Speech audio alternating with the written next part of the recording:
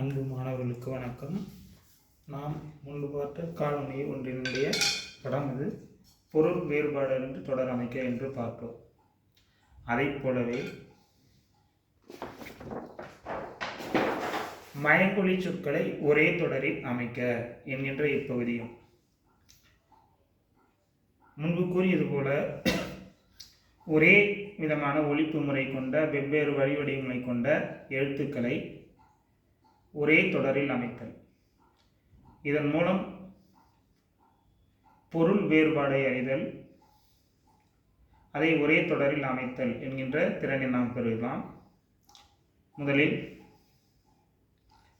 விலை, விலை, விலை. விலை என்பதை நாம் பெரும்பாலும் அறிந்திருப்போம். ஒரு பொருளினுடைய மதிப்பு என்பதை தான் நாம் விலை என்போம்.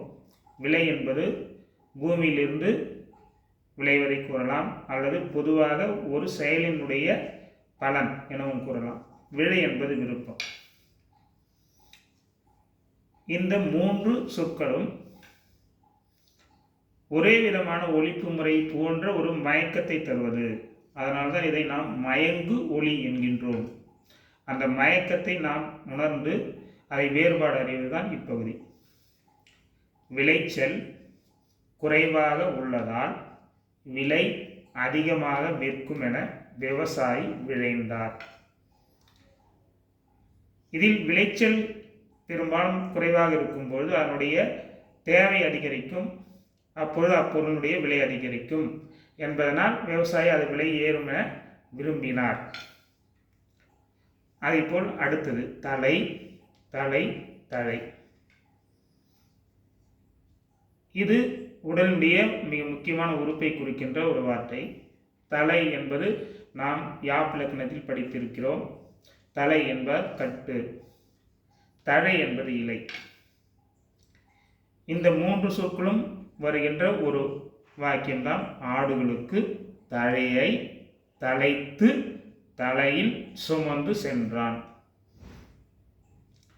ஆடு மேய்ப்பன் ஆடுகளுக்காக தழைகளை கழித்து அதை கட்டுவிட்டு தலையில் சுமந்து சென்றான் என்கிற இப்பொருள். அடுத்து கலை, கலை, கழை. கலை என்பது ஆயக்கலைகள் 64 என்போம். ஒரு மனிதனுடைய தனித்திறமையை நாம் கூறிக்கொள்ளலாம். கலை என்பது நீக்குதல்.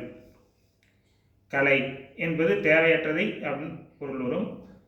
கலை என்றால் நீக்குதல். கழை என்பது மூங்கில். இந்த மூன்று சொற்களும் இணைந்து வருகின்ற சொற்றொடர். கழை கூத்தாடி தன் கலை திறமையால் தம் வறுமையை களைந்தார், வறுமையை போக்கிக் கொண்டார். அடுத்து அலை. கடலில் ஏற்படுகின்ற மாற்றம், நீரில் ஏற்படுகின்ற மாற்றத்தை அலை என்போம். அலை என்பது புற்று. இதற்கு பல பொருட்கள் இருக்கின்றன. நாம் இங்கு அலை என்பது புற்று என மட்டும் எடுத்துக்கொள்ளலாம். அலை என்பது குறிப்பிடுதல். கடல் அலையின் ஓரம் இருந்த அலையில், இதோ புற்றில் இருந்த நன்றை காண அழைத்தார் தந்தை. கடல் அலையில் ஓரம் இருந்த அலையில் இருந்த நண்டை காண அழைத்தார் தந்தை. அடுத்து களம். களம் என்பது இங்கு பாத்திரத்தை குறிக்கும். களம் என்பது இடத்தை குறிக்கும். போர்க்களத்தில் வீரர்களுக்கு களத்தில் நீர் தரப்பட்டது. இது போன்ற